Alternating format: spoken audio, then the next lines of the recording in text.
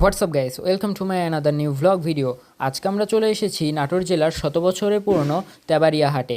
একটা সময় এই হাট পশু কেনাবেচার জন্য গড়ে উঠলেও বর্তমানে কালের পরিক্রমায় এখানে সকল কিছুই পাওয়া যায়। তো আজকে আমি আর আমার ভাই চলে এসেছিলাম তেবাড়িয়া হাটে। সোশ্যাল মিডিয়ার কল্যাণে বর্তমানে তেবাড়িয়া হাটে ডলার মামার কালাভুনা খুবই ভাইরাল হয়েছে। এর লোকেশন হলো আমাদের তেবাড়িয়া হাটের ডালিহাটাতে। তো এখানে যাওয়ার জন্য আমাদেরকে প্রথমে নাটোর রাজশাহী মহাসড়কের কাপুরপট্টি পার হয়ে বেতের জিনিসপত্র যেখানে পাওয়া যায় সেখানে যেতে হবে। তো সেখানে গেলেই দেখতে পাবো আমাদের ডলার মামার কালাভুনার দোকান। হোটেলে ঢুকতেই চোখে পড়বে একটি বড় প্লেটে ডলার মামা গরুর কালাভুনাগুলো গরম করছে আর ফ্রিজে করে সবাইকে দিয়ে দিচ্ছে।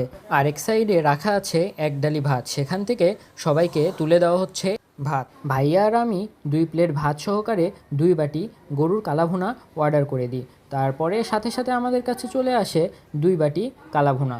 দেন আমি ভাতের সাথে লেবু চিপে নেই। লেবু চিপে নেওয়ার পরে ফ্রিজে দেওয়া আমাকে গরুর মাংসগুলো আমি আমার প্লেটে ঢেলে নিই। দেন দেখি গরুর মাংসে কতগুলো পিস ছিল। তো গরুর মাংসে প্রায় 4 পিস মতো মাংস ছিল আর 1 পিস মতো হাড্ডি ছিল।